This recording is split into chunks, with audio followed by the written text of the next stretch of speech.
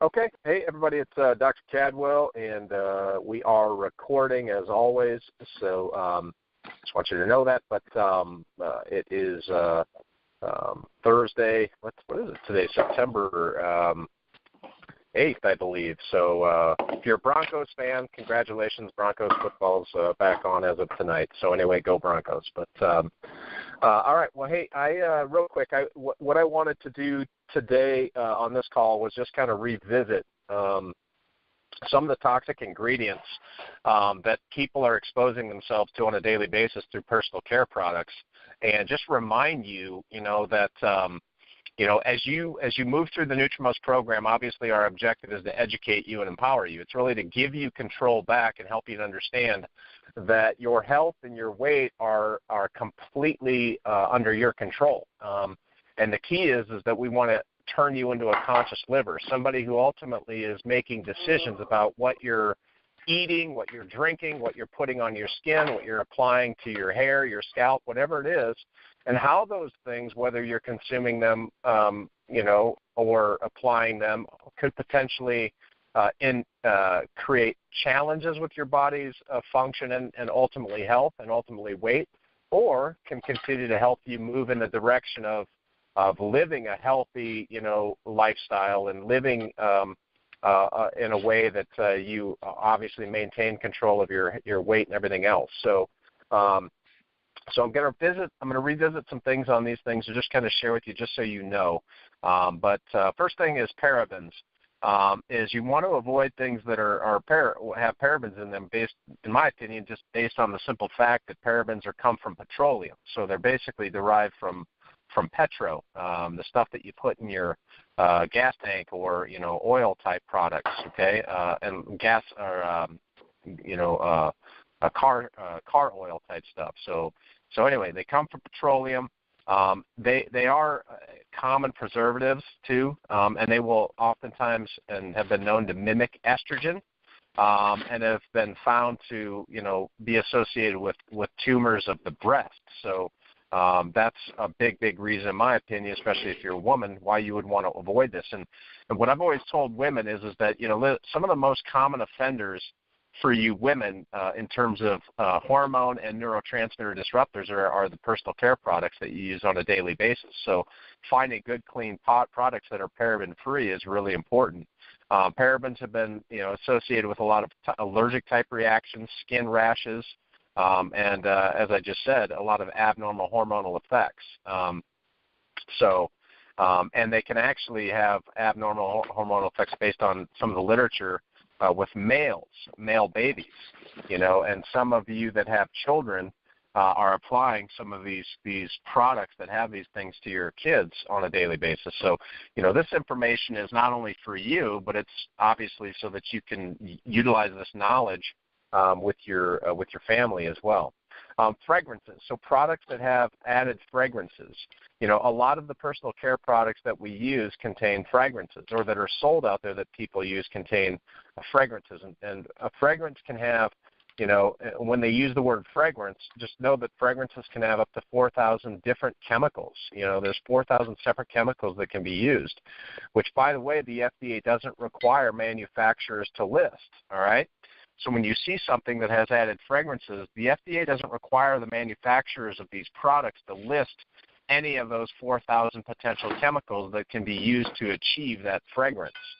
And many of these chemicals are known carcinogens, which means they're cancer-causing, and they're toxic and ultimately hormone disruptors. So that's why you want to avoid things that have added fragrances that are not quote-unquote essential oils, as an example. Essential oils would not be something that would be considered an added fragrance. I tell people you can get very clean lotions and add good, clean essential oils to them. We have in our offices, by the way, information on essential oils if any of you are interested. So anyway, that's just a side note. The phthalates, spelled with a P, by the way, Phthalates. Phthalates you want to stay away from. These are synthetic chemicals that are commonly found in cosmetics. So like I said, personal care products. They're in PVC plastics, and they're also, which includes kids' toys, by the way. There's been stuff out there, these playgrounds, these plastic playgrounds that you're seeing all over the place. There's been some interesting literature that's come out on the potential association of some of these childhood challenges that we're seeing and these kids being exposed to things like phthalates on a daily basis. Artificial fragrances, which I just mentioned, which can contain some of these phthalates, will stay on the skin longer, and because of these additional phthalates. So when these phthalates are added in, they'll keep these fragrances that have been added, by the way, to the lotions or the makeups or whatever it is. They'll stay on the skin longer. So when you have really high levels of phthalates, then you can start to see these development of hormone disruptions and reproductive issues and skin challenges and all that sort of stuff. The sources of highest concentration of phthalates seem to be baby shampoos, lotions, and baby powders.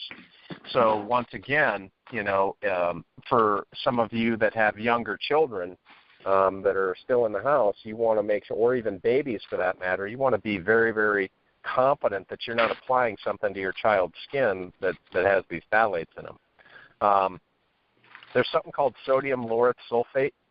It's a really cheap foaming agent that's found in shampoos. It's found in toothpaste, and it's found in the majority of personal care products. Okay, so about 98+% of personal care products. And so what these can do is they can cause drying of the skin and hair. They can be very irritating, obviously, to the skin.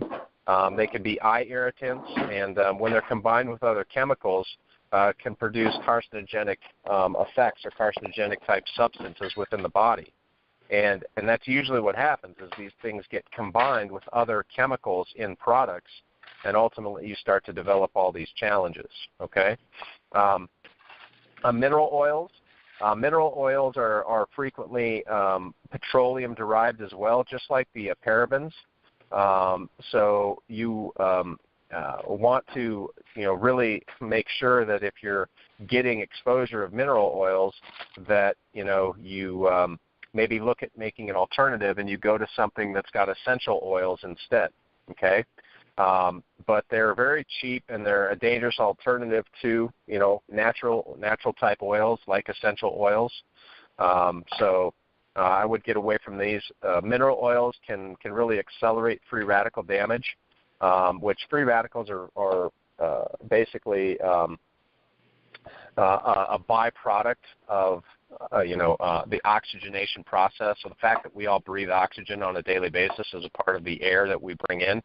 We're going to produce free radicals in the body, and you guys are consuming something called hydromolecular, which is going to neutralize the most potent free radical, which is the hydroxyl radical. Also, fulvic acid in the hydrovitalize is also a potent antioxidant as well, by the way. But staying away from mineral oils so that you can avoid the acceleration of free radical damage. There's no really proven benefit to utilizing mineral oils, by the way, as it relates to the skin, and it can also increase photosensitivity of the skin, and which means that you could be more sensitive to the damage of UVA and UVB rays, radiation. So anyway, just avoid mineral oils there.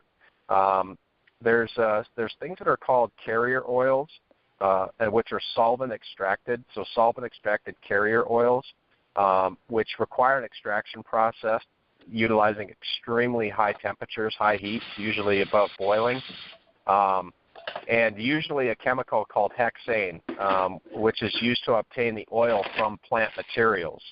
So when you look at solvent-extracted carrier oils and what it requires in order to create those oils, it can be a problem. Now, the companies that will actually produce these carrier oils will tell you that there's no residual hexanes after you wash the oil, but the solvent-extracted oils will provide, a higher yield, in other words, so it creates more profit for the sellers of these products, and the least amount of nutrient for us as consumers, which, by the way, is really what's happened with the American food system and the American products.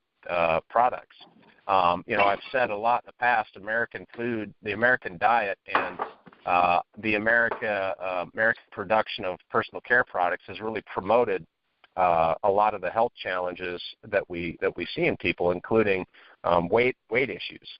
So that's why we talk about eating organic, eating non-GMO, eating clean, buying products that don't have all these extra, fake things added, like synthetic ingredients. And synthetic ingredients basically means exactly that. They're synthetic, they're fake.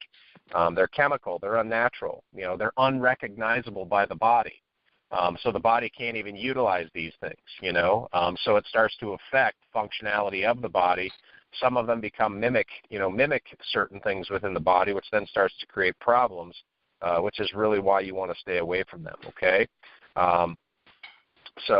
But when you look at these solvent-extracted carrier oils, to go back to them for a minute, supermarket oils, they're not required, by labeling laws to disclose on the label that they're indeed solvent extracted. So you're not necessarily going to see that something contains solvent extracted oils. So the whole point of this is to help you to understand why it is that we suggest, not only during the program, but when you're done with the program and you've done all this great work for yourself to get your body balanced and back into a better state of function, that you really be, super mindful about what it is that you apply to your skin, what you drink, what you eat, all those things, because we're in a place right now where not all these companies are required to list all of the garbage that they're using in their products from a chemical perspective, okay? And that's just something to keep in mind. So I personally look for foods that are non-GMO, so they have the GMO label on them. In other words, they're non-GMO free, or they're non-genetically modified. We look for organic and clean products, so that we're making a decision with our family to not put into our bodies these things that ultimately over time can start to contribute to health and or disease type issues. And, you just have to remember that most people that develop a health challenge develop that health challenge over years and years and years of consumption of these toxic foods and or chemicals. And so the sooner you begin to eliminate them from your daily, the daily application or the daily ingestion of them, the better you're going to be ultimately in the long run, and the more quickly you're going to start to see your body move into an improved state of function. So the message here is read ingredients, read labels forever. So, once you're done with the program, in terms of the weight loss component of it, your good health and your new weight set point doesn't end on that day. Our good health is really it's something that we should work on for the rest of our lives. And the key is that it becomes easier and easier and easier the further we get away from, the program itself in terms of completion. So always read labels, know what's in the products that you're using, know what's in the foods that you're eating, know what's in the drinks that you're drinking. Stay away from water that's fluoridated and chlorinated for that matter. Fluoride and chlorine are both hormone disruptors. They can both affect thyroid function, as an example. Stay away from artificial sweeteners. Artificial means synthetic. Synthetic's not good. It's not real. It's not recognizable by the body. Splenda, as an example, is a chlorinated sugar. You don't want to use things like Splenda. So, keep eating real food. Keep giving your body real nutrients. Be conscious of how foods affect your body, how you feel after you eat them. And I'll tell you what, you're going to be really, really happy that you did, and you're going to be really, really happy that you avoid using these synthetic toxic chemicals. So I'm going to stop right there and see if there are any questions from anybody that I can answer. So does anybody have any questions or anything that they want to ask?